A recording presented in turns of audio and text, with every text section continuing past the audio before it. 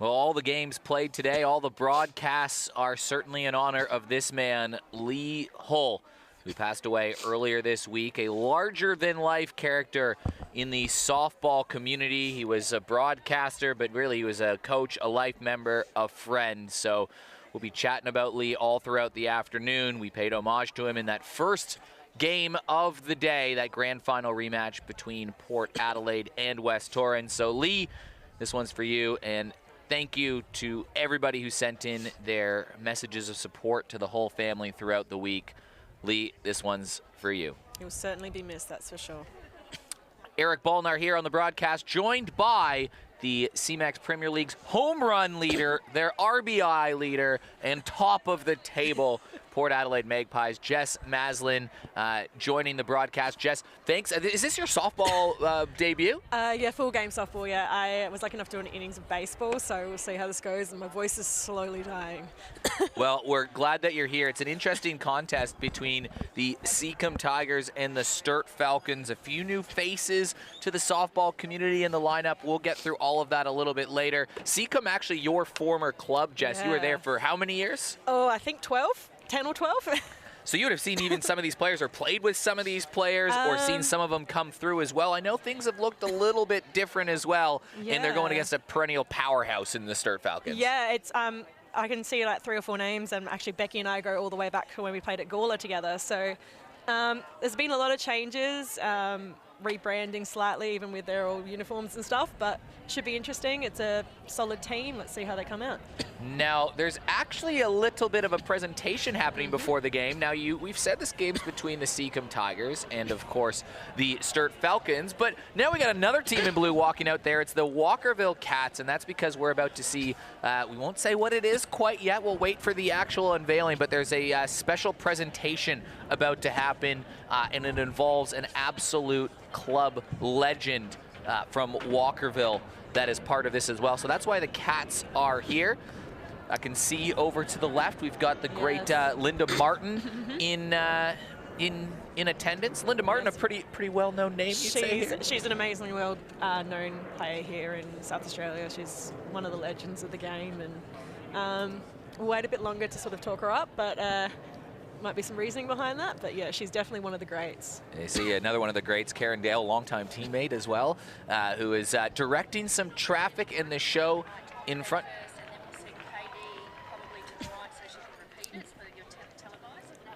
Oh, look at that. We're getting some hot breaking press as well. We can commentate what's going on, and we're going to get a nice little explanation where you learn from Karen Dale. Going to come and join the broadcast at some point to explain what this presentation is all about. Karen Dale, let's be honest, she's one hell of a player herself, but we'll see if we can I can't even lip read her at the moment. Well, I mean, this is breaking news to the softball community. We're lucky. We got the unveiling of what this is before. Yes.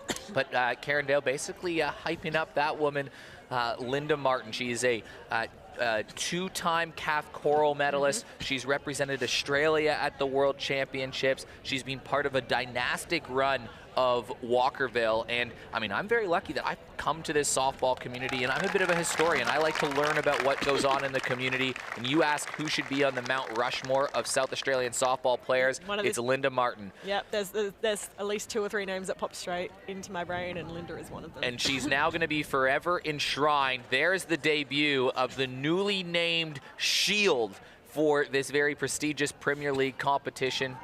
It's the Linda Martin Shield from this day forward, and you can see the big smile on her face. So that is what all of these softball players are playing for. That's what you're playing for. You're a Linda Shield winner. If you're going retroactively now. I was going to say, if we go back, yes, I've held the old Linda Martin Shield. But that is the new Shield that everybody will be fighting for, including your team, the Port Adelaide Magpies. But Linda Martin, one of the absolute legends of the game, and I'm sure it's a pretty cool moment for her. Even have Karen Dale. I was going to say, you can see she's trying to hold back. I think she's trying to hold back a few tears there. She's enjoying all the moments. And this was coordinated all behind the scenes by, a large in part thanks to Anthony Weatherston. A bit of a health issue that he had earlier in the afternoon. We're hoping he's okay. All good signs so far. But thanks for Weathers, especially for all the work he done around this place. And the last week at the Masters games, but he's been doing a lot of things behind the scenes. This is the 80th season of the Premier League. I think here in South Australia, and that is one of the greatest of all time. Yes, that is definitely one of the greatest of all time. One hell of a cat and one hell of a player as well. Like, okay, I didn't grow up playing in the Adelaide League, but she was definitely a name I knew of. Linda Martin represented Australia as well, so the official unveiling of the Linda Martin Shield. That's why the cats are here, and I think we're going to get a pretty cool group photo before the game as well. Maybe, yeah. But no, she's definitely one of the greats, and there's been a few renaming of awards this year, but I bet you Linda's going to love every moment of having that A grade. She'll be named after her now. Well, the first person that gets to hold the Linda Martin Shield is Linda Martin. It's only right. A very cool presentation to start the game. Now we'll pause for a quick moment of silence as well. I believe this is for our dear friend Lee Hull.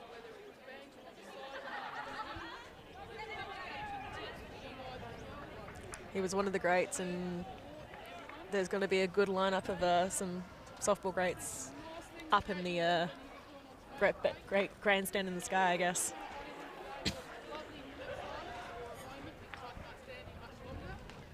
Yeah, a lot of amazing tributes that have flown out on social media. The family has got in touch that said thank you. We've read all of them, and they're just sort of amazed by all the support that they've seen for their dad. So we'll take a quick moment of silence for Lee Hull.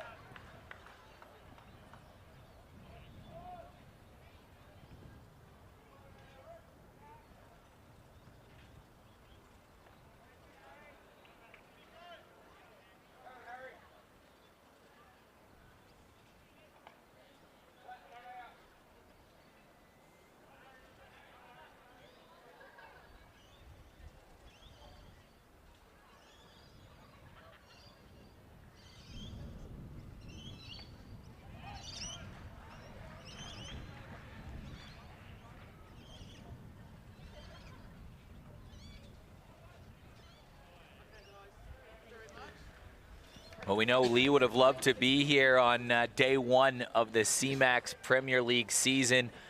He's been known, especially in these broadcasts, for a tongue-in-cheek and eye-rolling joke, a couple quick catchphrases, and everything in between.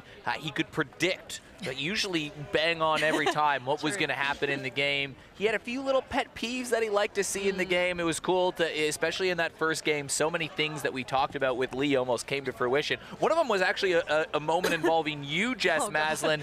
There was a runner on third base, a 1-1 game, bottom of the lineup we're still learning about at Port Adelaide. I'm sure you wouldn't have been surprised by anything. And we know that Lee would have been saying, you have to pass up Jess Maslin. You got to put her on first base because she can kill you with the bat. And then you went on and you hit a big 2-run home run, which I got to get a great call in there where I got to yell repeat of earlier message during the call. So a cool moment for me, cool moment for you. So we know that Lee is, like you said, with some legends, somewhere up there looking down on enjoying an afternoon of softball still in South Australia. Hopefully with a Fritz sandwich and a good cup of tea, and he'll be enjoying every moment. You can see the, are they lavender?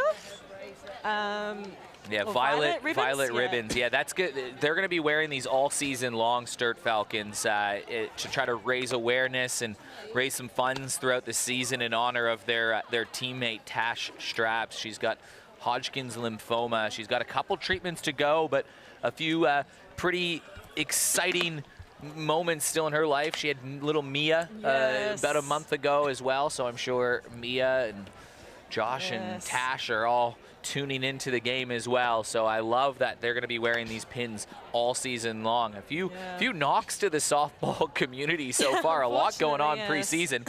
But throughout it all, another great return here. Zolly Adams back in the circle. Hasn't been around for the last about year and a half. She was off at college, was there for a couple of seasons. So Zolly Adams back in the circle. Great to see her, and she's a tough one to face as a batter. Yeah, she's a great pitcher. Good on her going over to college, and no, she did fairly decently over there. So I love facing Zali. She challenges you no matter what you're doing in that box. And it'll be a welcome return for Sturt, who have really had a revolving door of really solid young pitchers that they just keep losing because they develop them and they go off to college somewhere. So they've got Zolly Adams coming back. She'll be in the circle this afternoon. And she's going against a Seacombe lineup. It's their second year back in the Premier League after they had a year where they didn't partake in the CMAX Premier League competition. Sadly, yes. So Sasha Mutzi leads things off for the Seacombe Tigers. Rosa Viguera, Becky Havis. We've got Regan Diaz. She'll be batting fourth, an import player I'm really looking forward to seeing. Arrowa Munro, Brienne Lint, another return import. Abby Mossman, Georgia Tompkinson, and Bianca Pash as the lineup. And this dribble down the lineup, it's called fair. So Sasha Mutzi leads things off with a base hit, and Seacombe are on the board early. Yeah, that's what you do. That's what a good leadoff does. Just gets it in play, and Sasha's got some great wheels as well, so it'll be interesting to see how it goes. Rosa Viguera will bat second in this lineup. Tigers, you can see that rebranded look. I like those new uniforms. The black on the back, the yellow on the front. Yeah, it's nice and bright. And, obviously, haven't lost the color scheme, but definitely different to what I was lucky enough to wear. Showing bunt, and it doesn't matter. They're going to do the job for him. That slips by Sarah Tonkin, and it's a runner in scoring position for the Tigers just like that. I was like, move them across, just old school baseball, softball. Wow, which game am I playing right now? You got two this weekend to deal with, Jess Maslin. Dual sport athlete over here. I'm lucky I'm not playing tomorrow. I got a bye, so there's a lot of softballers that are now coming across to the baseball world. So it'll be interesting to see how they go. Around the diamond, it's Sarah Tonkin catching, Zolly Adams pitching, but from third across to first, it's Abby Ware, Belinda White, Rachel Tonkin, and Riley Moore at first. Ball in the dirt again, and pouncing on the opportunity is Sasha Mutzi, and she is at third base where even just a deep fly ball could score the first run of the game. A sac fly can do it here, and we got a pretty strong outfield. Sturt's outfield are never going to be weak. They're an incredibly good outfield, so it'll be interesting to see what happens here. 1-2 count, Rosa Viguera up to bat. Swing and a miss, so Zolly Adams gets her first strikeout. Bring the dangerous Becky Havis up to the plate.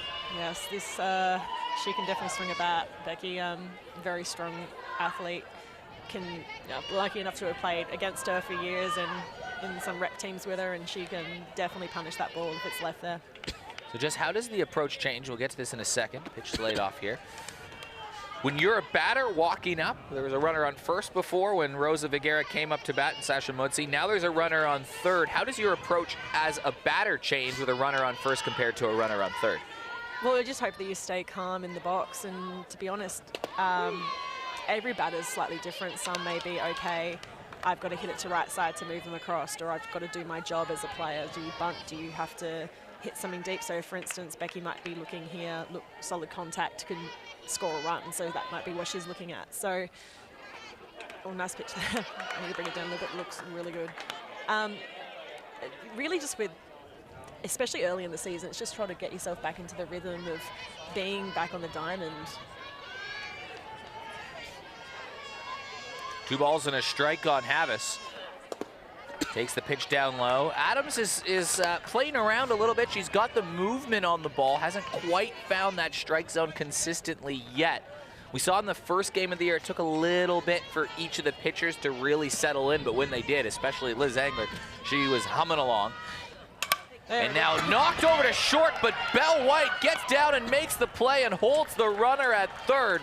You talk about Mount Rushmore of South Australian players. She's definitely on the list, and she makes a big play here on the CMAX replay. Nice, solid.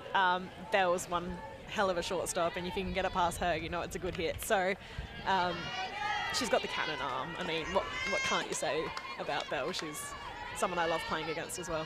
You see on the CMAX replay that little check that Belle White had just to hold the runner at third, and what was a runner at third and no outs all of a sudden has become a runner at third and 2 outs, and it makes the task a little bit easier, but the proposition is still difficult. This is Regan Diaz, 23 years old, making her Premier League debut. I believe she was NCAA, wasn't she? She was, yep. She went to Santa Clara University. So according to what we've been given, that's just off the Oregon border. So she would have been playing at some really, really strong teams as well. So by the looks of it, she can do a bit of everything. Diaz trying to go the other way. Yeah, she can pitch, so you'll see her in the circle. She can hit. She's got 80-plus career hits over there, so she's a pitching coach as well. She's coaching the under-16 Tigers.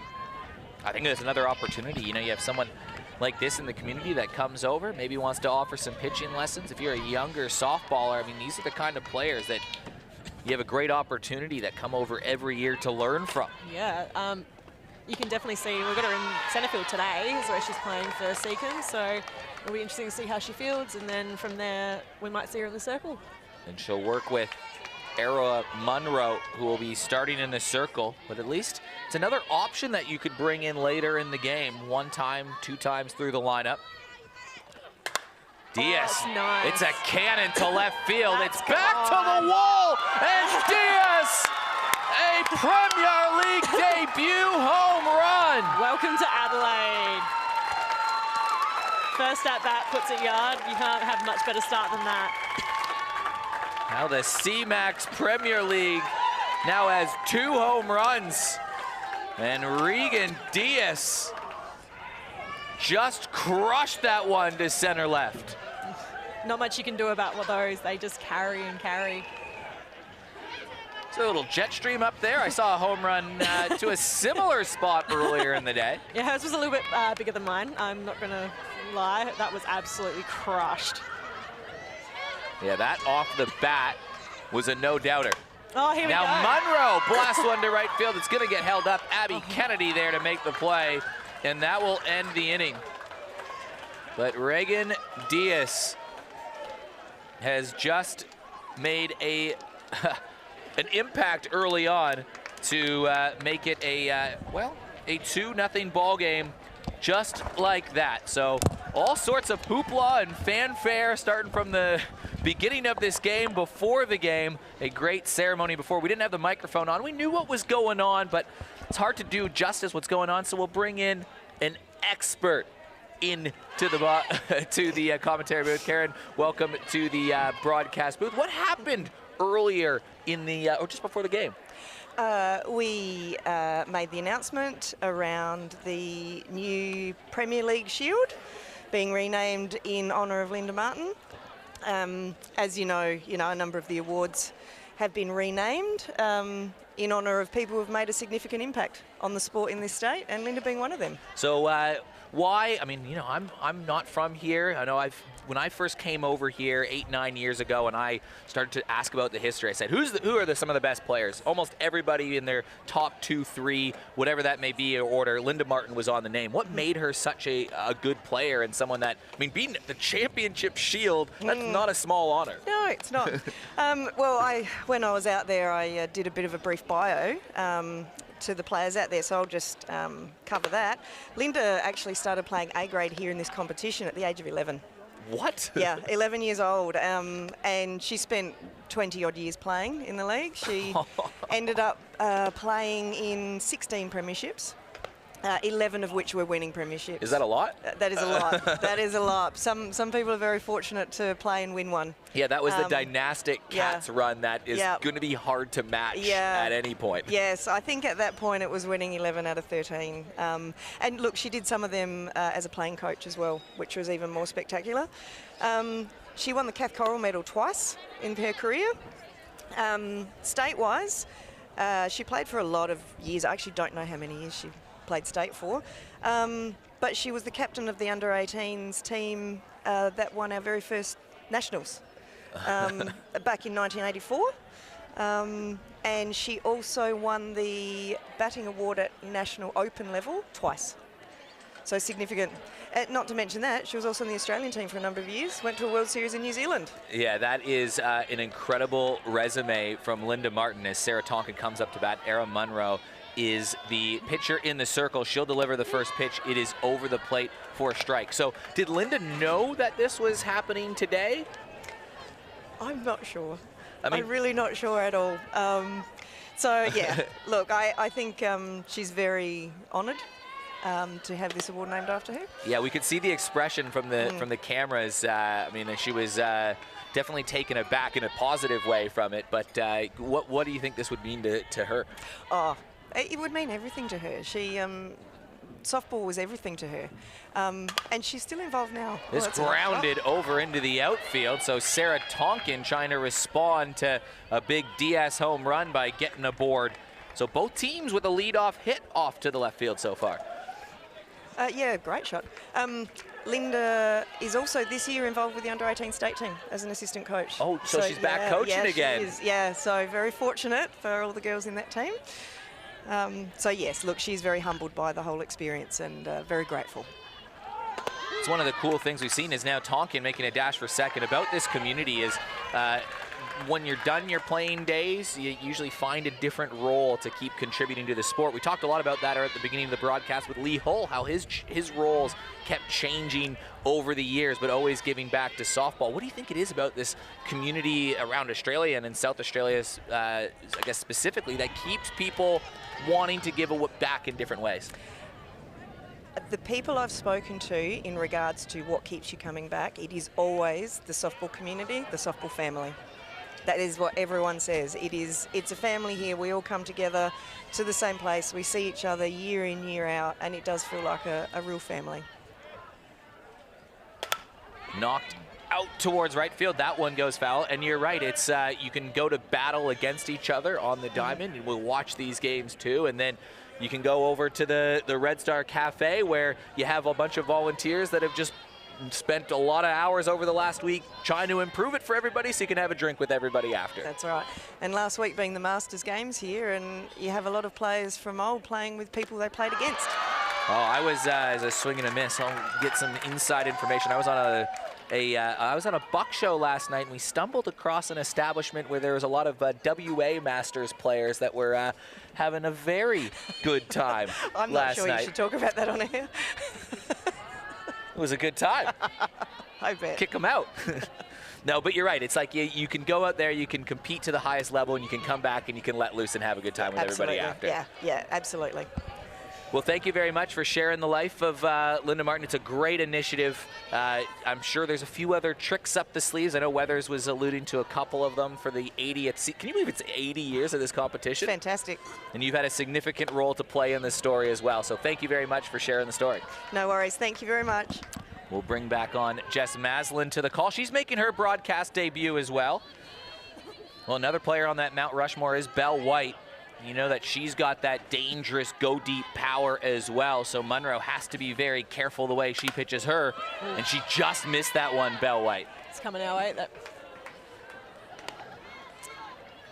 going to say Belle is definitely a hitter that you cannot miss against, otherwise she's going to make you pay.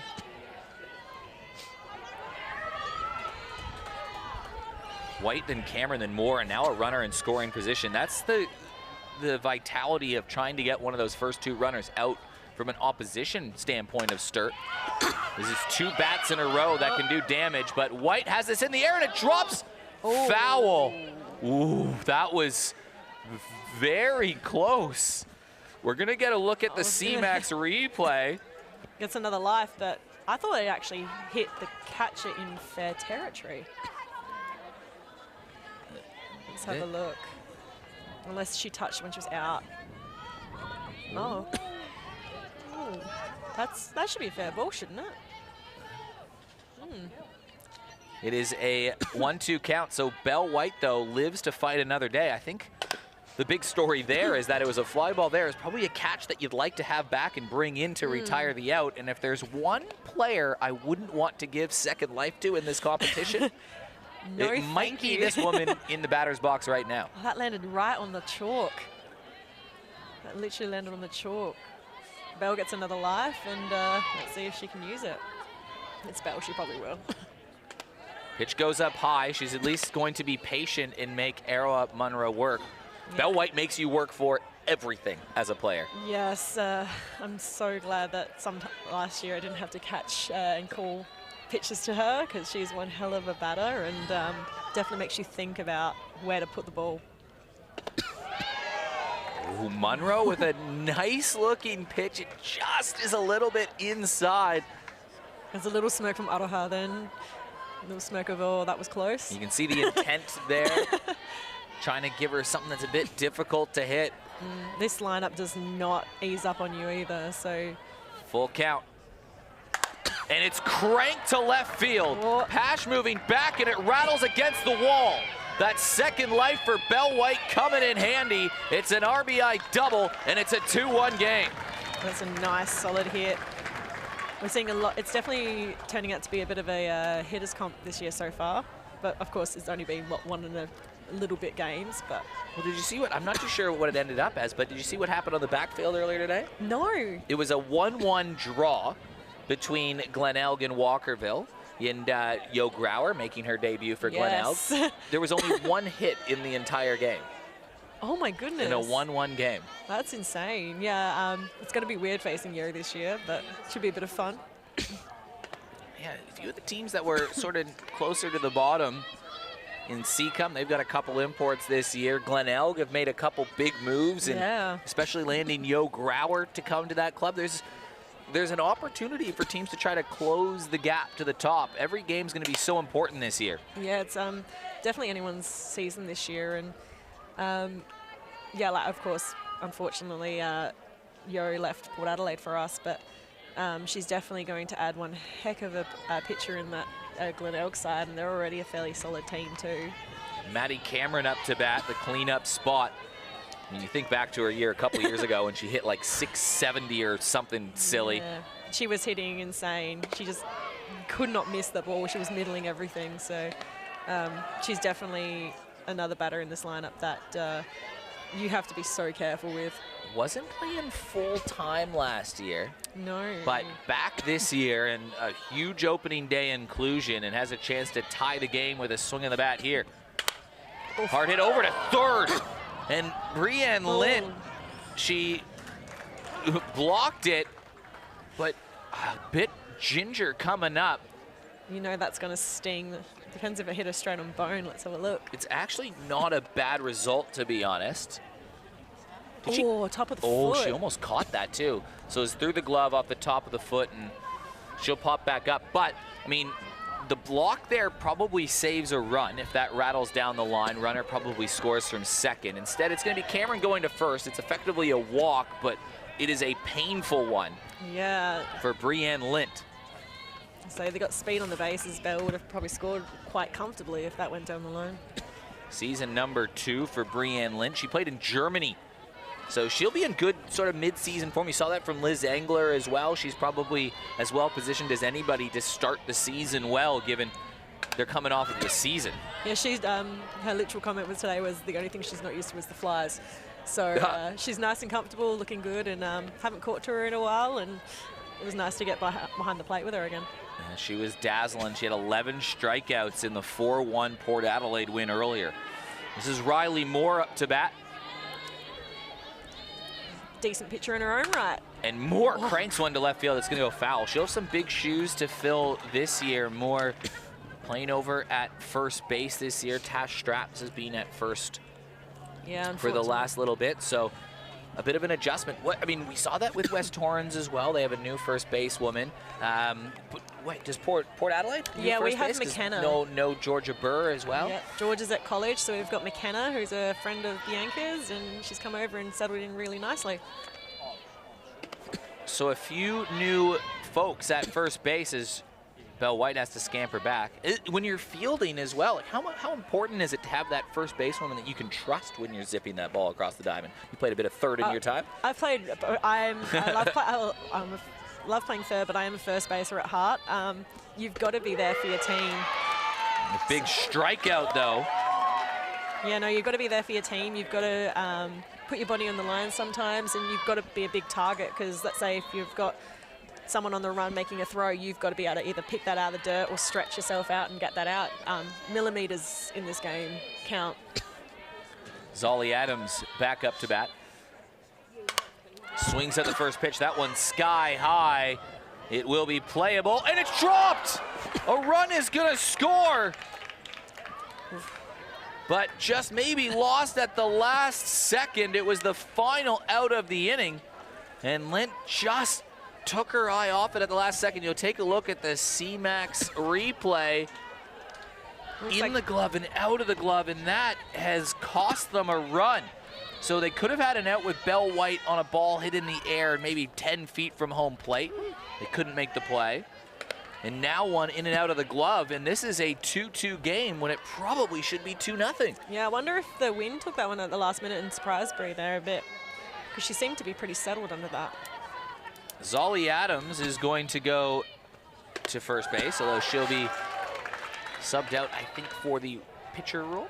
Possibly. I don't know if they're going to do that, or if they're just going to keep maybe some movement in her legs, or... Ashlyn Mensforth, another one of these good young juniors that has sort of broken through into that top rank for Sturt. They keep churning them out. Their junior program is successful as any other junior, more successful than any other junior program in the state, and they seem to have a factory of good players that break through. I've heard some really good things about Ashlyn, so hopefully she does really well today. Mensforth to opposite field, and it drops in front of the runner. Maddie Cameron got the wave around home. There'll be a play at the plate. It's not in time, and Cameron scores. It's 3-2 Sturt. I was going to say they're going to be looking at what they can do to come back from this, because they were on such a high, and they've just got to sort of keep their heads and make sure that they come back fighting. Opposite field as well on that hit, staying with it. She stayed through that and just knocked it where she needed to. So Bell White with an RBI, Ashlyn Mensforth with an RBI, and Sturt are making Seacombe pay for a couple early mistakes. Yeah, we've now got Abby Kennedy, and I know she's quite strong in the box too, so it'll be interesting to see what happens here, if anyone's going to run or if they're just going to hit around. Started with Tonkin, and Bell White got second life and slashed the ball all the way down towards the wall to score a run. Then Maddie Cameron reached on a hard hit ball. Zolly Adams on the air. Remember, we should be out of this inning. They were trying to hold serve after Diaz crushed a ball to center field to put the Tigers up 2-0. Definitely going to be looking at that and go, okay, how can we prevent that happening again?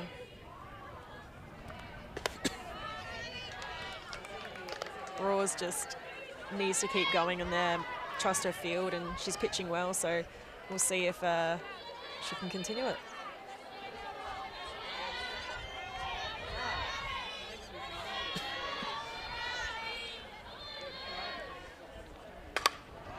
Ball up in the air again. They gotta make this play. Lint moves under it. She makes the play.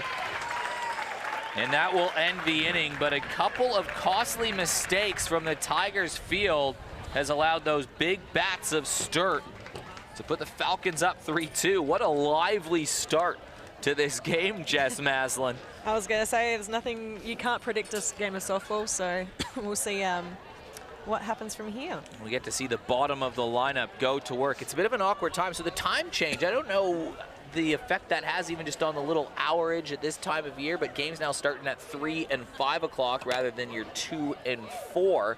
I mean, right now, if you look sort of behind us in that broadcast booth, you've got the sun setting right in the eyes of the field. Now, the sun doesn't set for a couple hours more. However, at this stage, the way that angle of the sun can be kind of painful when you're in the outfield. Oh, not even in the outfield. Unfortunately, the sun bounces off the top of the grandstand. Does it? Really badly, and it reflects off really badly. If you're just looking just slightly off, you've seen, we've got, Abby's now got the glasses on, if she didn't have them on last innings either, but the glasses have come out. That sun's going to be quite awkward to field around, but you'll see a lot of the players will be comfortable with it if they've played at this sort of time slot again. But yeah, unfortunately, the sun does tend to bounce off the top of the grandstand. Brienne Lint will lead things off for the Tigers. Back for another season. Just came from a successful season in Germany. Love seeing the return imports. Yeah, we love people who keep coming back. So obviously with the relationship that teams build with their imports, they decide that, well, are we going to bring them back or do they want to come back? And we're lucky in the sense of, like Liz Engler, she had a year off and then she's come back again. We've got Jess coming back, which is the best thing that yeah, reigning Cath Coral medalist, that'll help. Reigning Cath Coral medalist, but also saves my knees. But she's just a massive mood booster as well. She's so much fun, and unfortunately it brings the 3 Jesses into the one team, which can get confusing when we all play infield. But yeah, no, and I know that Brienne's made a massive impact at Seacombe last year, and she was an amazing player to play against. Ball on the inside. Plucky at bat here for Brienne Lynch. She's got 3 balls to the count. She definitely loves to look for her pitch and doesn't chase a lot from what I remember last year. She's quite a smart batter. Zolly Adams, who allowed the long ball in the first inning, now has a lead to work with, and she gets her chasing. And she was close on that pitch in the first inning, but she got Lynn to bite. Yeah, Brie wanted that one badly. She wanted to absolutely destroy that one. She's got one hell of a bat on her too, so we'll see what happens. And unfortunately, Zali throws one a little bit high. Seems to be a theme of the day. I mean, this is the 3rd half inning we've had. We've had obviously the top and bottom of the first, but every single time the leadoff runner has got a board. I mean, Port Adelaide did that very well. The first 4 innings, the leadoff got a board for Port Adelaide in the game earlier today. We'll take that. Yeah, can't complain. That's the whole point. And now nice. A ball up the middle. Abby Mossman with a base hit, and it's 2 runners on with no outs. Say nice. I got a little confused there. She's wearing Annalise's shirt. But no, that's one great hit, straight through the center. Mossman, I think she spent some time at Sturt as well. I believe so. I could be wrong, but I believe so, yes. Georgia Tompkinson and Bianca Pash, the 8-9 hitters. So a walk and a hit up the middle. Georgia's a great little talent. This game going back and forth already. Diaz with the home run, the 2nd home run of the day. I was going to say, absolutely crushed, and it'd be interesting to see what happens. The wind kind of going out, it feels like a little bit towards center left, a little bit. There's a little bit of a breeze behind us. It's got a bit of a nip to it too. But not much. The 2 homers today were no doubters, but I guess you can get the ball in the air on that left field jet stream a little bit, maybe you have a chance. Some days, yeah, you can definitely feel that there's a very strong sea breeze coming in, and if you get it up, it's going to go and probably end up in the dog park. Just got to get that launch angle right. You just got to get it up there, yeah. 0-2 count, Georgia Tompkinson. I was going to say, I know she's got wheels. In the dirt, that's a good take from Sarah Tonkin. That's tricky as a catcher sometimes to hit those ones that have a bit of sink to it, isn't it? Yeah, like you kind of know that they're coming, and Sarah's a phenomenal catcher. She's one of the best in the league, so she'll know exactly what she needs to do in those. And ball hit over to Belle White. White gets 1. Can they turn 2? Tompkinson hustles down the line. I was going to say, really smart idea. Get what she can, and they've got a little bit of a buffer, but they want to obviously stop the any excess runs. So a fielder's choice as Bianca Pash will come to the lineup. Just a fly ball or even a ground ball to the right spot or the right play could score the run. That it can. Sometimes it doesn't have to be the really long ball to make the most damage. It'll be tricky here when you're playing on that left side of the diamond. How do you hold a runner? What is your first thought process when this situation, runner on first, ball might get hit to someone like a Belle White or an Abby Weir over at third base? What do they do? What's their first process in holding that runner? Sometimes it's, the classic is just obviously showing them the ball. Ball slips away. Tonkin can't find it, but the Tigers have found the scoreboard, and we're all square once again. That's softball for you. Unfortunately, took a bit of a hop on Sarah then.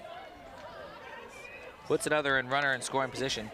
Right as we're talking about holding the runner at third, Yeah. Runner's off third. But yeah, so third. walk me through that though. Like, is that something that's in your thought process when you're at third? Is it like a running checklist of like all the scenarios that can happen? Yeah, so obviously it may not look like it, but we've got every scenario that's possible going through our heads in a way. And especially if, let's say, it was to go to shortstop or third, you obviously, a lot of people will sometimes show the ball to the runner and be in that throwing position, or it could be just something as simple as looking at the runner so they know that you're aware. I think we saw it in like the first innings. Obviously, you have a look, and then trust your arm to get the out at one. If they can go, you sort of react from there. So a runner in scoring position for Bianca Pash. A few miscues from the Tigers allowed Sturt to score 3, and now a passed ball has allowed Sturt to tie it, Seacombe to tie it back up. Yeah, blowing out the cobwebs this first week, and should be interesting. It's a colorful game to start. That's softball for you. You can't predict anything. It's anyone's game on the day, and you can only go from there. Almost as many runs in this game as the other two combined. 4-1 and 1-1, the other two scores from across the CMAX Premier League today. It's nice to know there was no blowouts or anything, and people will get more comfortable, they'll settle in. It's obviously, as we said, first week back, and people are only going to go up from here. Pash holds off. Another young player coming through the ranks here at Seacombe, trying to make that next step. Yep, I was lucky enough to work with her a little bit when she was a lot younger junior, and have a pretty decent relationship still. Well, they got through the lineup once, and only 3 outs have been made through the first 9, including a home run, a walk, a fielder's choice. So, I mean, productive when you go through the lineup, and 7 players, yep, 6 players have reached base. Had a bit of a timeout, just reset. Sometimes this is what you need, just bring everyone in, take a second, take a breath, and reset from there. And sometimes that can be what can help you get back into the sort of flow that you're wanting. Bill Benedictson having a word with his catchers. He was a long-time assistant at West Torrens. Yes. Makes the move over to help out Annalise at Seacombe. Yeah, Annalie and Bill is a really good combo, and the Benedictsons are sort of spreading over a few different clubs now. So we've got 3 different clubs now for Benedictsons. We've got Port Adelaide, Seacombe, and West Torrens. Yeah.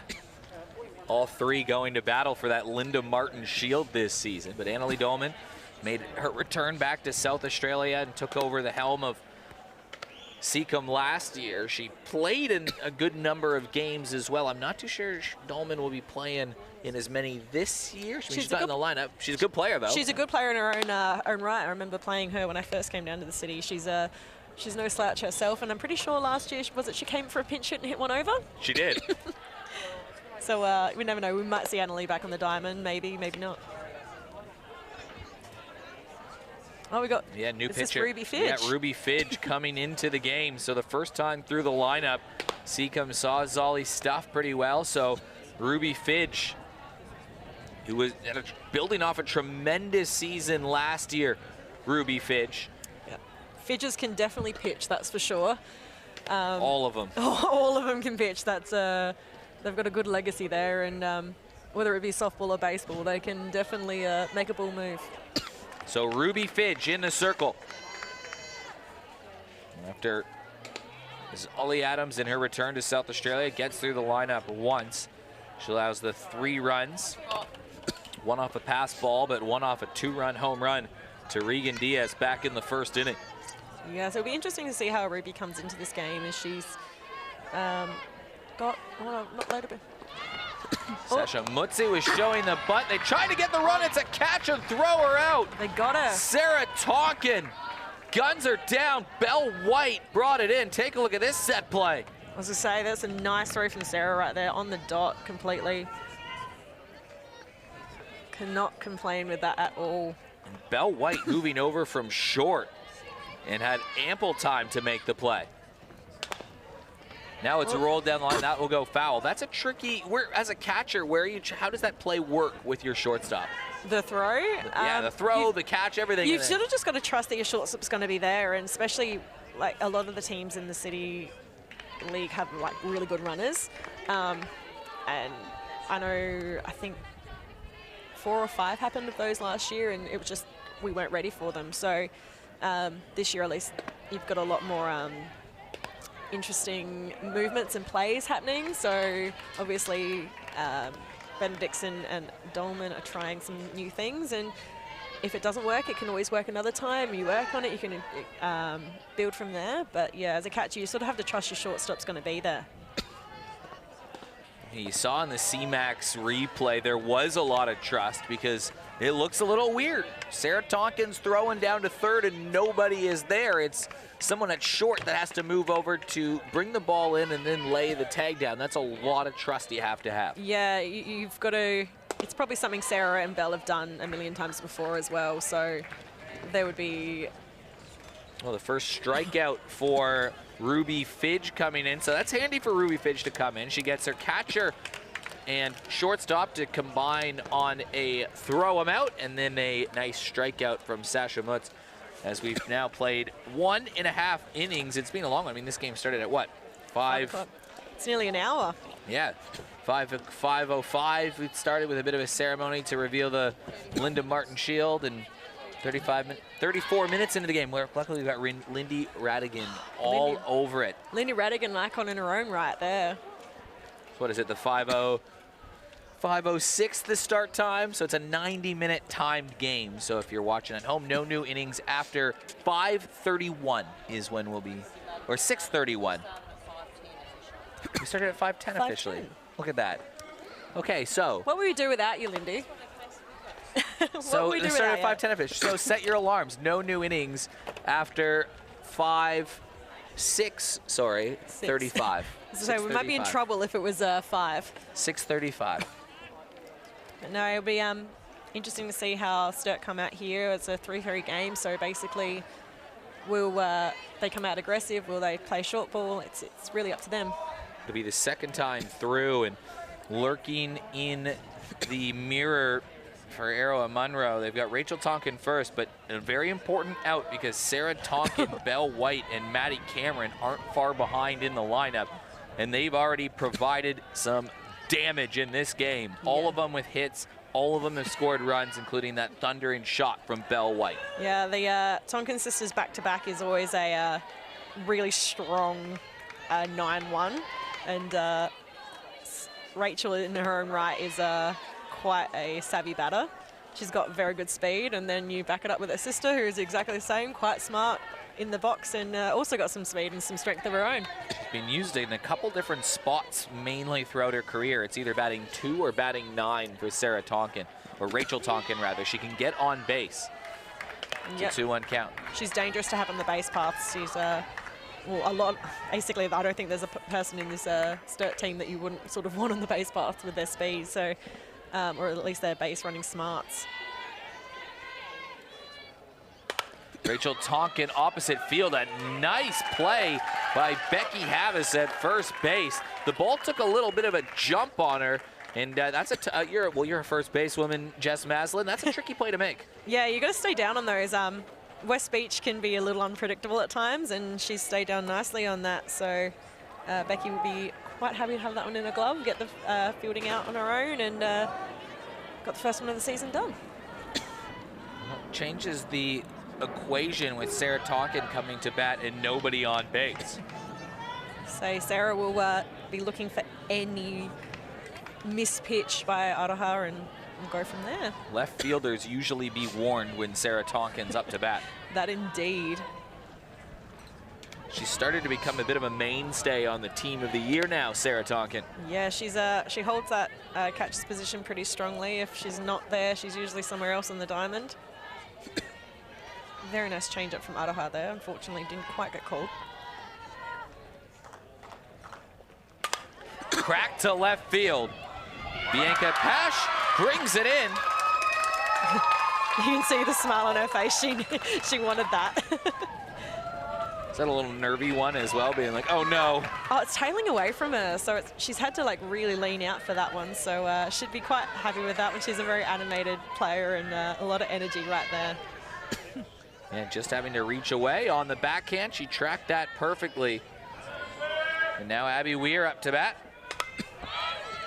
She tips that away. Another one of these younger players that has busted through onto this side, and you can see the trust that the Falcons have on her, that they put her number 2 in the lineup. She's clearly got really good hands. She's following Sarah and in front of Belle, so you know she's very well trusted. Nice pitch there from Aroha.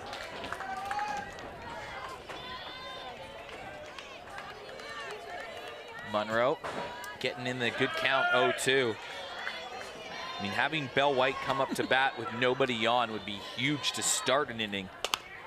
That's what's at stake, trying to get this last out here. Yeah, sometimes the last out's the hardest out to get as well. So you could have 1-2 go down pretty quickly, but then you never know, you could have a whole lot of things happen. And I think that's mainly what happened with Seacombe there. We had a little bit of a fumble or a little bit of a misfield, and all of a sudden things blow open. Looking for the 1-2-3 inning. 0-2 count. Good job from Abby Weir just to stay alive. She's staying strong in there. She's looking for a pitch, and you never know what can happen. Seen a long ball already this game.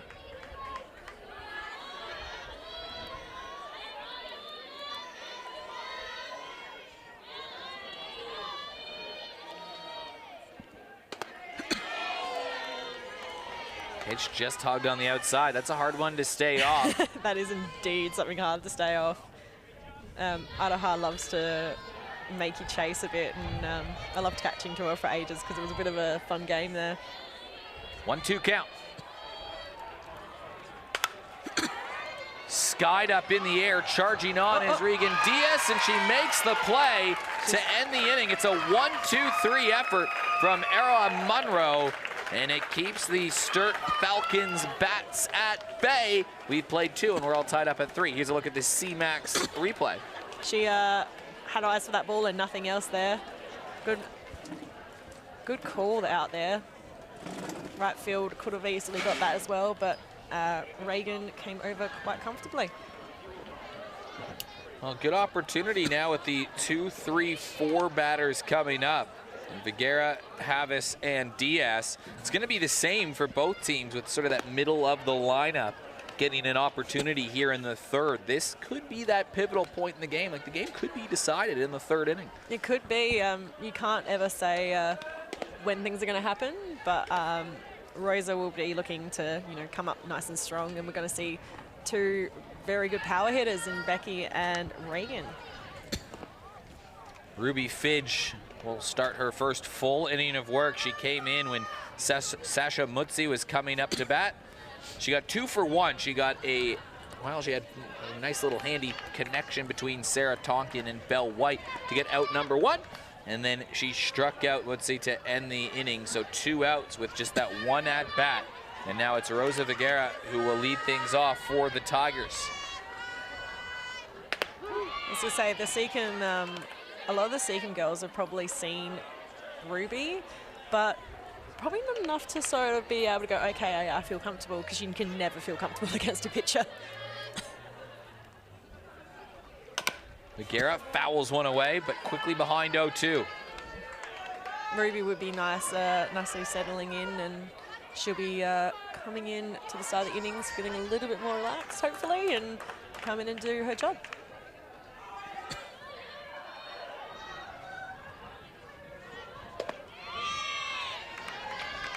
I think that was the pitch she wanted, but just outside. It's a nice pitch, and it's interesting to see how each team are attacking their first round games. Swing and a miss. Had that late break on that ball, and it's the 2nd strikeout for Ruby Fidge. It's a beautiful pitch. Brings up a can't slack at all. Becky's up, and she'll be looking to get the ball in play and be ready for Regan to move around. Havis grounded out to shortstop. It was a hard hit ball that Belle White just made a really nice play to stay in front of the ball. But yeah, Havis hit the ball hard. She certainly did. She hit that really solidly. And she'll hit this one hard too, but it's rolled over to 2nd. Rachel Tonkin makes the play, and 2 up, 2 down. She tried shortstop. She's now trying 2nd base, and fortunately for Becky, she's getting really good contact, just unfortunately straight to players. In the 1st inning, Regan Diaz had the moment of the game, a 2-run home run that put Seacombe for the time being up 2-0. Sturt responded with 3 off a couple defensive miscues. Be interesting to and see then how. Seacombe responded again. It'd be interesting to see how Ruby goes about pitching to Reagan, because obviously we've never seen Reagan. We know she can hit, that's for sure. But it'll be interesting. Yeah, that first home run was off of Zolly Adams. Diaz coming to us from South Australia, from Santa Clara University. She's a psychology major, so she can probably work her way around as well. Mainly a pitcher, though, from what we hear, although that bat has just sent warning shots across the competition. Yes, it'll be interesting to see if and when she takes the mound, she might do share the duties with Araha. But well, you got to wonder, could it be even this game, knowing that you're going to have to work through a lineup probably 3 times? Is it after the second time through, do you start to make a play? I guess it really depends on how the players are seeing you as a pitcher. If they're seeing you, yeah, you might make that change, or they might decide to keep her hidden a little bit to see if they can just keep her as a, at the moment she's playing centre field, but keep her as a centre fielder for the moment and then use her when needed. Well, Diaz, a very patient at bat, certainly warranted as well. Ruby Fitch had to pitch her very carefully, and the reward will be a base on balls, but at least you don't let her hurt you with the bat. No, interesting to see what happens with her on the base path. See her try to go to work. Here's Arrow Munro up to bat. She flew out to right field in her first at bat. Yep, Araha herself has got quite a good bat on her. That ball slips away. It's going to be a runner in scoring position. It could be a runner at third. There'll be a play at the corner. She's out. Oh, Belle White, the second time today. Repeat of earlier message. Belle White dazzles again. Sarah and Belle are such a good combination, and Reagan will be a little annoyed, but we'll see. It was definitely a very nicely executed play. Sarah unfortunately lost it, but luckily her third baser was able to help her out. I thought Sarah threw it, but it's actually Abby. There's the CMAX replay, and Belle White has to catch the ball, turn, and tag. You see it in slow-mo on the CMAX the CMAX replay. Oh, did she get her? Ooh. Did she get in under that tag? I don't know if she actually tagged her then. Interesting from that angle. Ooh. I think the other one was telling.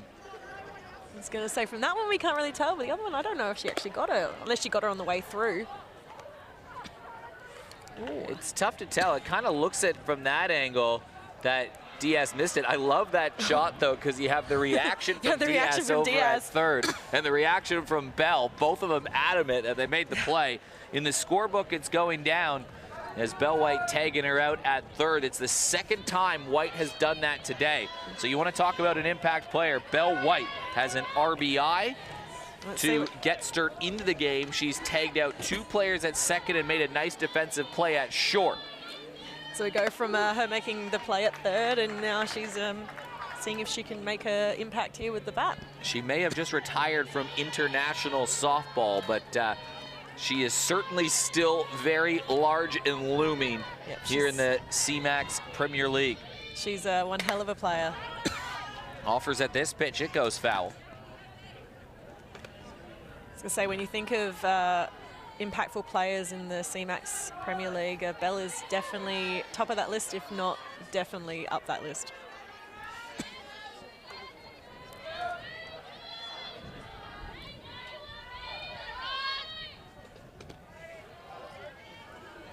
Lays off the pitch. Munro has to be careful here.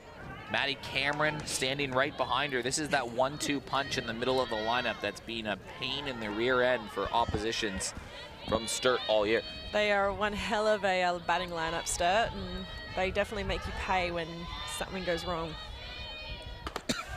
Pitch on the outside. Yeah, nothing middle here from Munro. No, especially Belle hit a nice double last time, so Araha will be being careful and trying to make her maybe chase, but we'll see.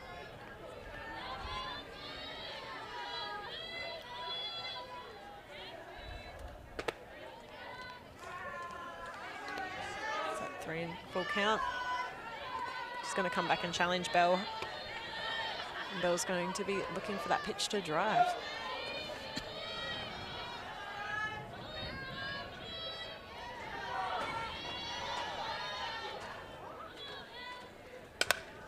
White just missed. That was the one she wanted. The look on her face was, damn, I've missed that one. But she'll come back and she'll hopefully pummel it, maybe. If you're a Tigers fan, you'd hopefully she doesn't, but Bell's one of those players. It's a walk for Bell White. A good at bat, fell behind early, stayed with it, fouled a few away. And the leadoff runner is aboard for the Sturt Falcons here in the bottom of the third. Doesn't get any easier now, and Maddie Cameron coming up. Another, as we were talking before, a very good batter and a very smart batter.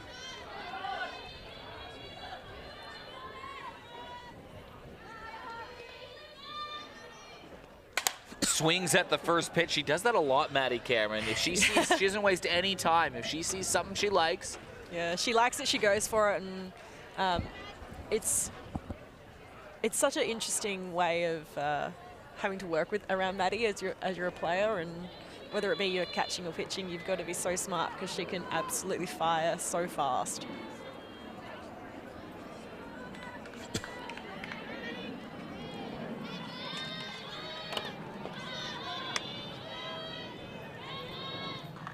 Cameron fires one over to the left side. A good job to cut off the play by Mutzi, but Bell White gets that foot on the bag first, and sort of similar to her first at-bat, Maddie Cameron.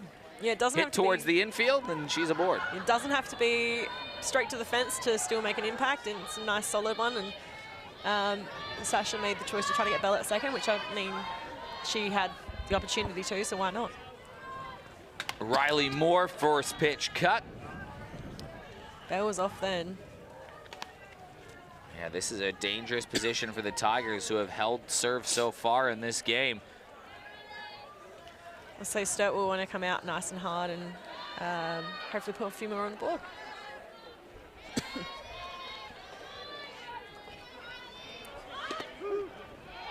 Quick strike throw. Can they get a play of their own down third? That slips away. Bell White is going to score.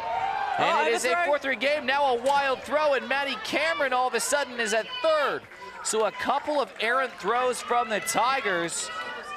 And Sturt takes the lead and puts a runner at third. So I tried on the same thing that Seacombe did to them. The steal to third. I think it was more of a delayed steal, and unfortunately didn't quite get the hand on the glove, and that ball on, wow, ball in the glove.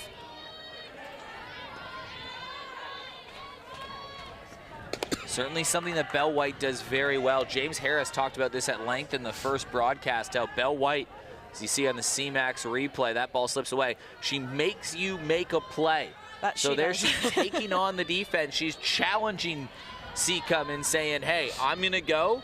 You've got to make a great throw and a great tag to get me. Let's see if you can do it. If you can do it, fair play. And if you can't, well, I'm either going to be standing on third or I've scored a run. Yeah, she definitely makes you think, and she makes you react. And it's one of the things that make her such an amazing player.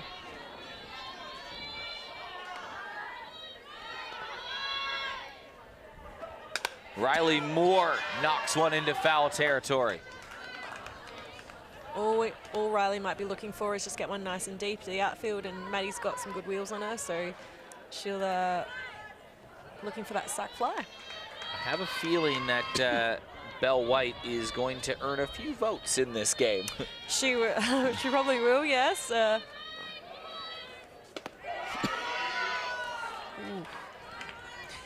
Smoke on Raw's face then, as she kind of wanted that one to be called, but yeah. Riley's making her work for it.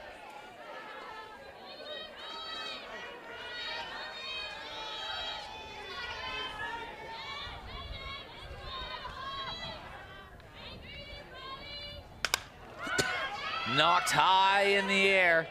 Calling off to make the play. Breland brings it in. They've had a couple close calls. There was a moment earlier in the game where one fell out of her glove, but that time no mistake, so it's one down. No, she looked nice and solid under that and called out everyone really early. Here's the reaction on the CMAX replay. Ooh, tailed on her at the last little second there. Sigh of relief. I don't know how looking to sigh of relief. Ruby Fidge to right field, and it drops in front of Georgia Tompkinson. Maddie Cameron will score with ease, and Ruby Fidge knocks in a run. It's 2 for the Falcons in the third, and they have a 2-run advantage. I was going to say it's small little things, and Ruby made nice contact there, and I wonder if it just dipped on Georgia quicker than she expected. Maddie was ready to go on the CMAX replay. Well, Belle White and Maddie Cameron have now scored 4 of Sturt's 5 runs in this game. And that duo in the middle of the lineup has been terrorizing opposing pitchers for years, and that hasn't changed in game 1 of the new season. No. Bunt laid down from men's fourth. Throw across the diamond. That was nice. They get 1. Move her across. So Lee would like that. He always loved a good bunt. There's a nice play, though, from Lint to come and make the play across the diamond. Abby Kennedy up to bat. And it was 3 runs that they scored in the first, Sturt, and that was in response to the 2-run home run that Regan Diaz sent over the fence. A couple of errors in the field, and then Tonkin, White, Cameron really made them pay in the first. They've done it again here in the third. A walk to White, Cameron with a hit. A couple throwing errors scored White. Maddie Cameron gets knocked in by Ruby Fidge. And all of a sudden, it is a 2-run advantage for Sturt as we've reached almost the hour point of this game. I think it's Claire Warburton on second there, coming as a pinch runner. Kennedy blasts one through the outfield, and it gets by the right fielder. It rattles up against the wall. 1 run is scored. She's making a play for third. She's gonna get held up, but it's a triple for Kennedy. Nice solid hit, and she got there standing comfortably too. So Claire didn't have to be out there for very long as the runner, but she got to come in quite comfortably. Bottom of the lineup is turning the screws on now. RBIs to Adams, men's fourth. Now Kennedy, that triple just slipped by Tompkinson. And it is a 6-3 lead. Does not get any easier with this lineup, as we've said multiple times.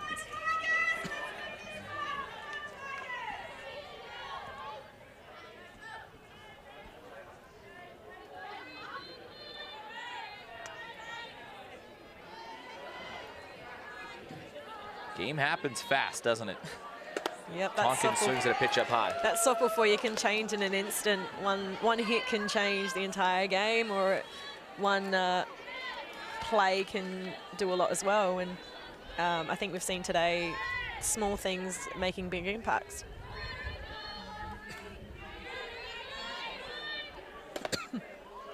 Pitch on the inside.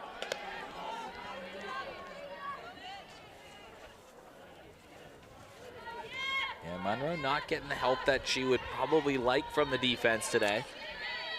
It's one of those things, like, we are all obviously blowing at a few cobwebs. First actual game on the diamond. Now a Nice knock hit. up the middle is going to make it 7-3. Rachel Tonkin stays with it and powers in Kennedy. So it's some key contributions from the bottom of the lineup now.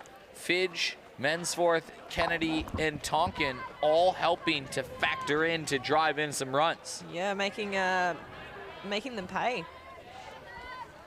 Top to bottom approach here. They can definitely bat through a lineup, Sturt. Well, they've now had 9 different players reach. Riley Moore is 0 for 2 in the game, but Zolly Adams reached, and then Ruby Fidge reached. So they've used 10 batters in this game, and 9 of them have got on base. I was going to say, you can't complain much with that.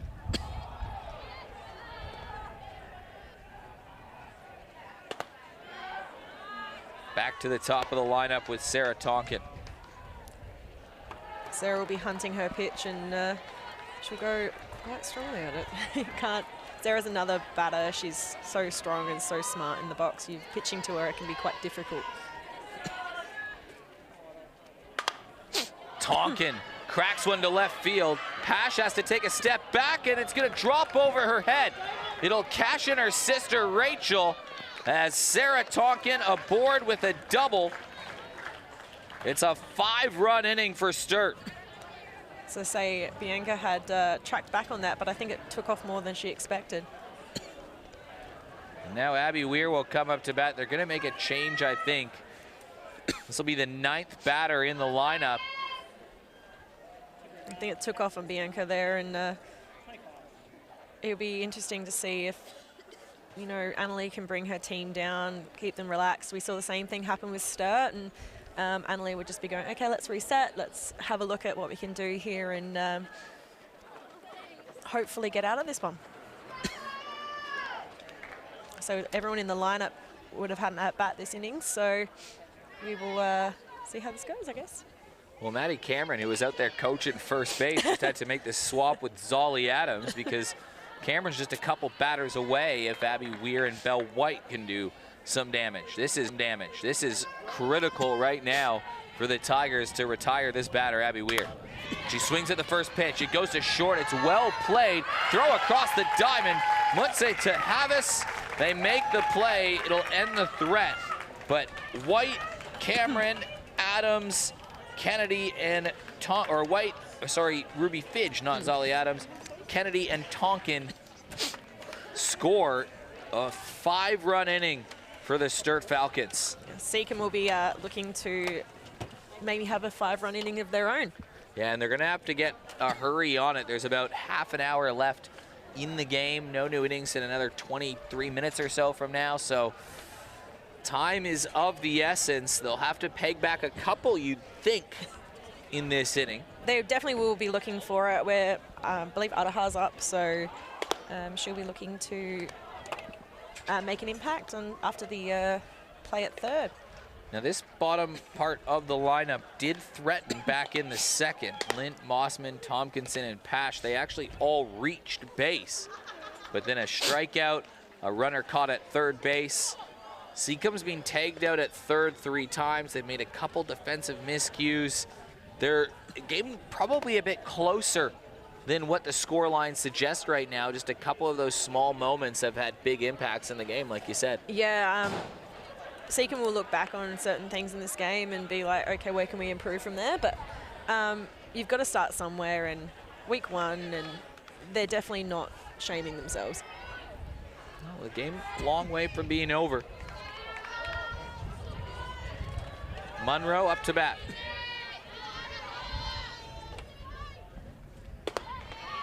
She'll watch the first pitch just dip a little bit off to her right. 1 ball. Can Munro get on base? They've had the leadoff runner aboard a couple times today.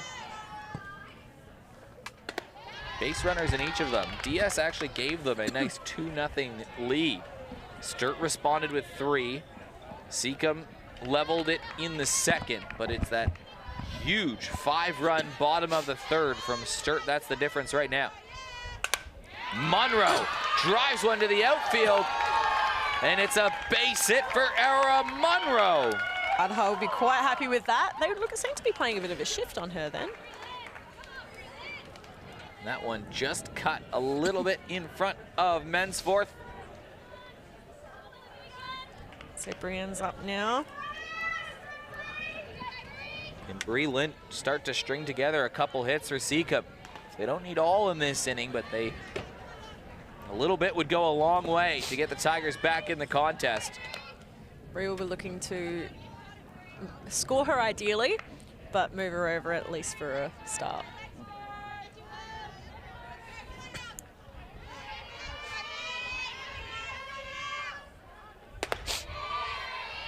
Oof. Some nice pitch there. That outside hasn't been called the whole game, so it's consistent. That West Beach wind is picked up a bit now as well, so it'll be get cooler again, and you might see it come into impact.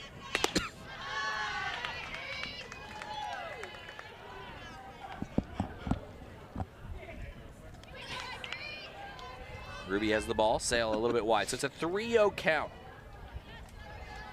See how she comes back here.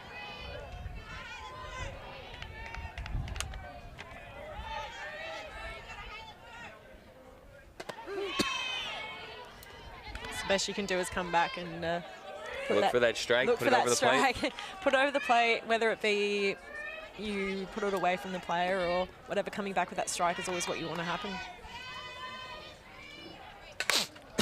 This one fouled straight back, Breland. And just like that, full count. It was looking a bit nerve-wracking for Ruby Fidge. So Bree walked last time, I believe on a full count as well, so it'll be interesting to see what happens here.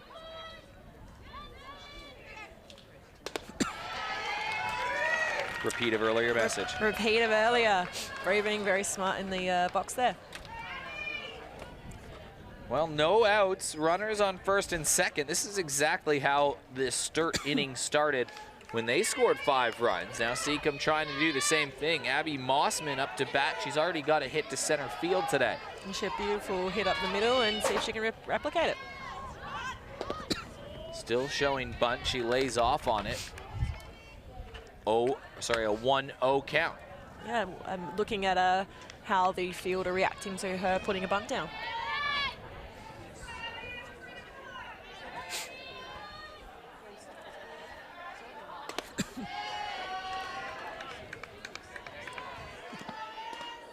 Fidge starting to fall behind in counts. Yeah, I'm wondering if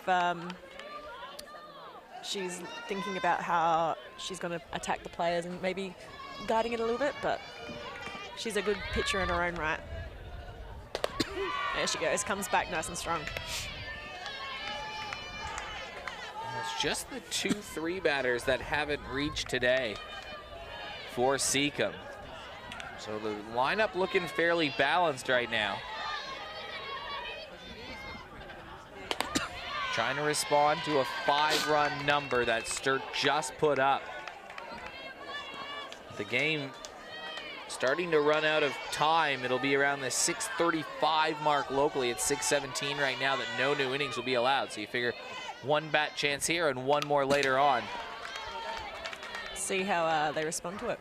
Hopefully they keep fighting, and the scoreline doesn't demonstrate of the game itself. So yes, it's 8-3, but it could have been a lot closer, it could have been a lot more.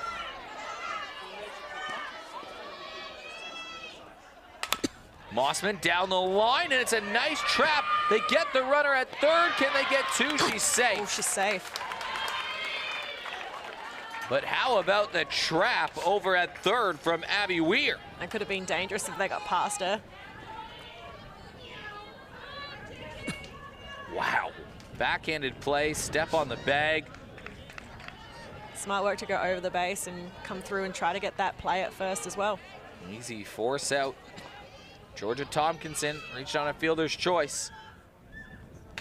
Swings at the first pitch. The Sturt defense has been impressive today. A couple throw 'em outs, a nice plays at short, a nice play at third. They're definitely Sturt are living up to their previous years. They're a very, very strong fielding team, and they make you work for everything. Looking very sharp right now. Pitch down low.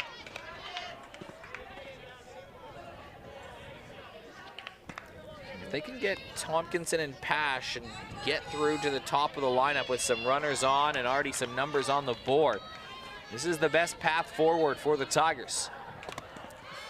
Big hack from Tompkinson. Nice swing there. She's a good little junior player, and heard nothing but good things about her even when before I moved from Seacombe, but she's a great little player. Moved way up on the bat, so she's going to shorten that swing. You can see that hand grip move up almost just right on the barrel. Yeah, she's shortening up, just wants to punch it in play, and sometimes punching in play is all you need. She's got great wheels as well, so. Well, that's exactly what the plan of attack was just try to poke it somewhere. Goes foul. Yeah, a lot of players will either shorten up or maybe not as severely as she is, but a lot of players will shorten up and just punch it in play. Just a teenager, Georgia Tompkinson.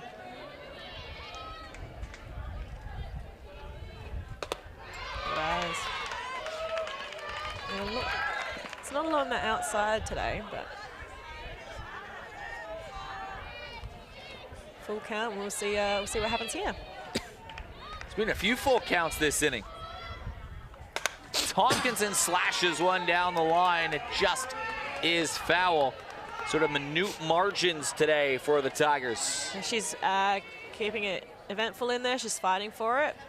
So she's making Ruby work.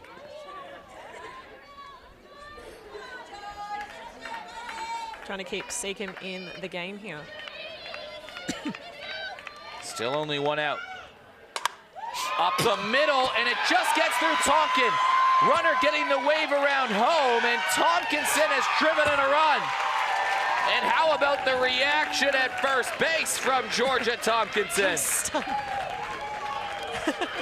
Yes, you did that, Georgia. It'll be an RBI for Tompkinson. It just got under the reach of Tonkin, and you can see on the CMAX replay, Tompkinson up the middle, and her reaction at first was priceless. So taking on Benedictson pushing through Bree, and it's not an easy arm to take on with Maddie Cameron at center field. She gave like the rock and roll Shaka's symbol to the crowd. So a lengthy at bat, a couple pitches at the full count. Yeah. And just that runner tagged out at third here. So again, all four of the first batters for the Tigers this inning have reached. They've now got within striking distance again of Sturt. It is 8-4. They need another base hit to keep them in contention. Pash under it a little bit. That goes foul. Pashas may even decide to do the same sort of thing as Georgia, maybe shorten up and punch it in play, because it seems to be very effective for Seacombe today. Runner in scoring position is Mossman.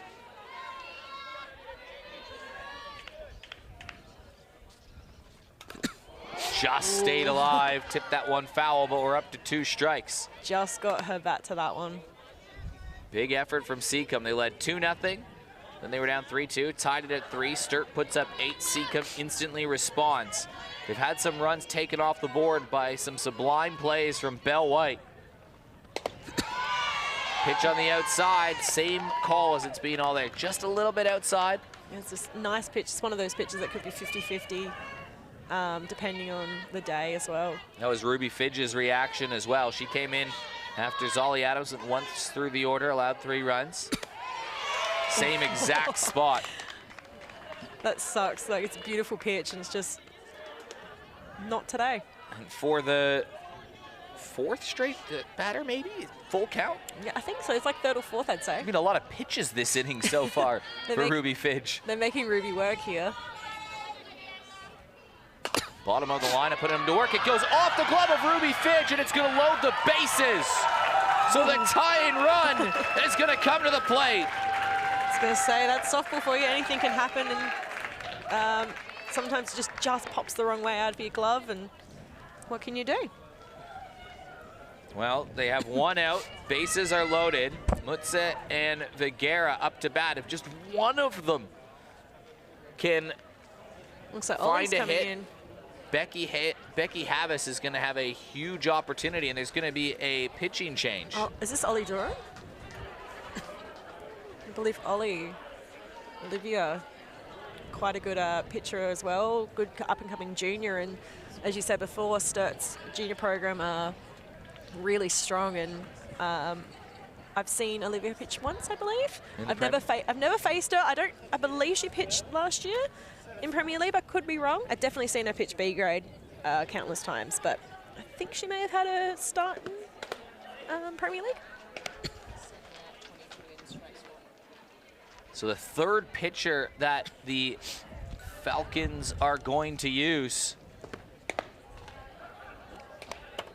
This is a good test of that junior strength coming through the lineup for the Falcons. Can they close the door shut? They haven't let any of their pitchers go through the lineup twice. That's when they pulled the plug on Adams after her 9, and then they pulled the plug now on Ruby Fidge. So that's clearly the strategy sort of set in play. I know it is bases loaded, but strategy would clearly suggest. I believe it was the exact same batter as well. I believe Sasha's had all the changes on her.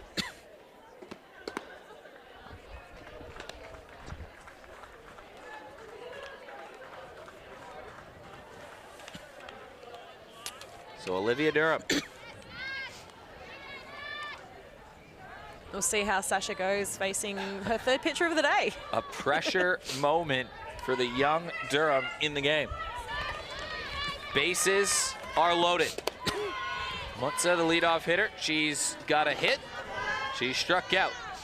She's got some nice pop on her pitches. This is the third different pitcher that she's faced. Sturt flexing their pitching stocks early, but this a big moment. Skied up in the air, 2 strikes on Sasha. And it's a long inning in terms of time. It is, yes. This game started about 10 minutes later. There was a pregame ceremony for the unveiling of the Linda Martin Shield. That's what this Premier League competition will be fighting for. And then a moment of silence for Lee Hull. And now bases are loaded. Swing and a miss and a strikeout for Durham, and that is huge with bases loaded. Yeah, massive comeback there, and Olivia will be quite happy with that. Now Rosa Vergara, a base hit puts Seacombe right back in this game. I was going to say they want to get out of this with the least amount of impact that they can, and well, Rosa will just hoping to get one in play. Vergara can keep this inning alive, drive in 1 or 2. It sets it up to have Havas and Diaz with a couple opportunities to really surge Seacombe ahead. I was going to say big bats coming through the lineup now, and we'll see how we go. Big moment for Vergara. And Durham just coming in and throwing some darts in there for strikes. Just coming in real confident, coming in really strong, and showing why she's pitching in the A's.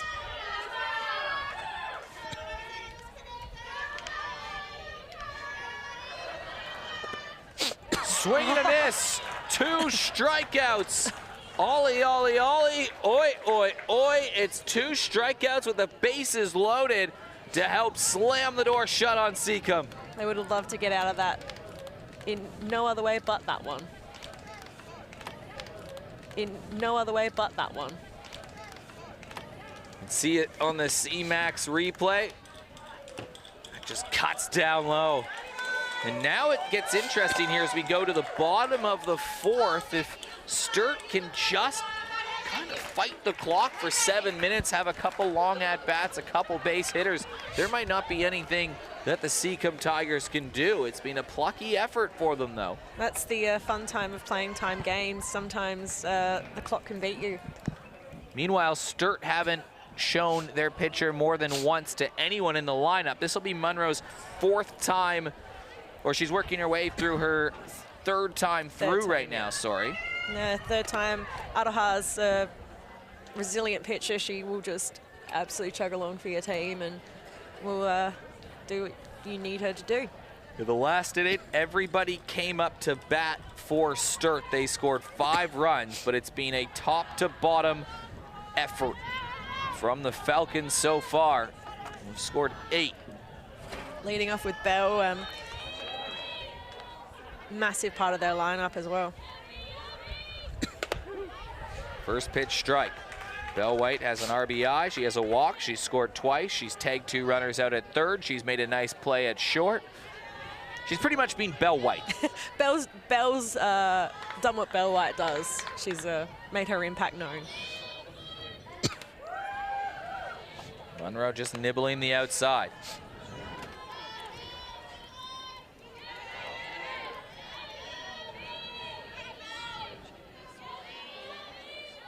See what happens right now. Aroha will be wanting to come back and be smart pitching to Bell, but also coming back and getting another strike on her.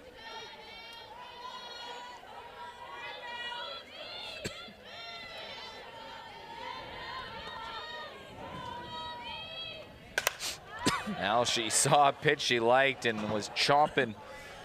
She's barely missing those.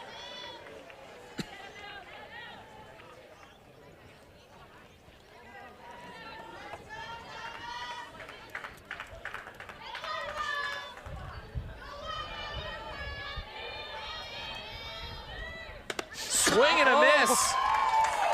She goes upstairs. Belle White swings through it, but what a pitch from Monroe. Nice little rise ball there, and Belle just got underneath it. That is lethal. The look on Belle's face. She just missed it too. That ball was just a touch lower. It was sent out there. It had that little extra bit of kick at the end of it though. Maddie Cameron, first pitch swing. It's up in the air. It's gonna drift a little bit foul. So Maddie was looking for a pitch to absolutely drive out there, and today it's just missing certain ones. Well, by our count, they have 4 minutes to get these 2 outs. Otherwise, Seacombe are in a little bit of trouble against the clock. Not only are they playing Sturt, they're playing the clock at this stage. Yeah, it gets tricky. It's always an interesting point when you know the time's running low and how do you play, and sometimes it can put that little bit of pressure on as well.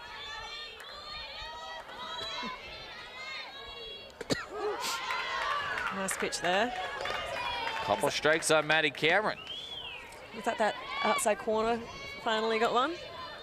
Just maybe moved it in a little bit, but you're right. They've been targeting that outside corner. Not too many calls on that direction. So, no. Cameron? All 4 pitchers have been attacking that corner, and it's not quite been there today. Cameron in the air, over towards second, and it goes off the glove and kicks out. Oh no, it's got away. It's happened a couple times today. Cameron is wheeling around 2. She's gonna get to 3rd easily. So Cameron looked out instead. She's on 3rd. It's gonna eat time and put another runner in scoring position, and Cameron got away with one there. Wondering if there was a bit of a miscommunication there between Rosa and Becky. And no one really wanted it until the last second. And the Tigers are in a bit of trouble. Just a few minutes to work against too. Knocked over towards 3rd. What a nice play across the diamond. Just got her out. Got her out, and lovely play there by Bree. Kind of fell onto Maddie. Yeah, it's lucky Maddie Cameron wasn't off the bag too much there. They got a couple minutes to get this last out, to give themselves one more crack at it. It's a beautiful pick up by Becky there. Is this the lifeline that Seacombe needed? Molly Durham. We know what she can do in the circle, what she can do with the bat. She had a huge moment. She came in with the bases loaded and 1 out. And she goes strikeout, strikeout to the 2 Tigers at the top of the lineup to keep this a 4-run game. That is a huge moment in this contest. It's gone up. It's coming our way. And now a base hit might just end the game. It depends depends what the umpire's got on their time as well. Again, very much down to the wire here.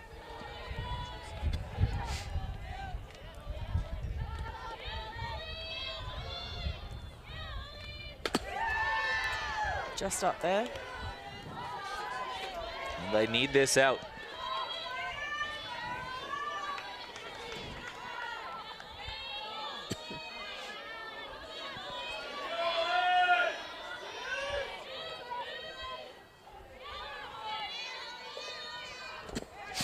Down in the dirt, and now we're in that sort of 60-second warning. If they don't get this out quick, Tigers in trouble. Tigers are playing their clock a bit here. And this woman in the batter's box right now has a lot to do it. Those 2 huge strikeouts with bases loaded. Some good signs from the Tigers today, but just a couple little miscues have loomed large, and that has been punishing. Diaz did have that home run. They've shown great fight back every time they've gone down, but Sturt using that 5-run 3rd. Yeah, Seacombe never said die today, and they've kept fighting back. They've made Falcons work as well. Well, a big strikeout for Monroe. Did they get it in time? We're gonna find out right now. What do the umpires say? Do we have some more? It's time of game. Time and game. Time of game, and I think it was just in by probably 10 or 15 seconds, to be totally honest. Seconds but in that. Sturt are gonna come away winners in this one, 8-4. Yeah, one hell of a game there, and unfortunately some minor things happening, and unfortunately cost Seacombe what could have been a lot closer game. And a few pretty good CMAX replays in this game. It started off in the first when it was Diaz that sent a bomb to center field.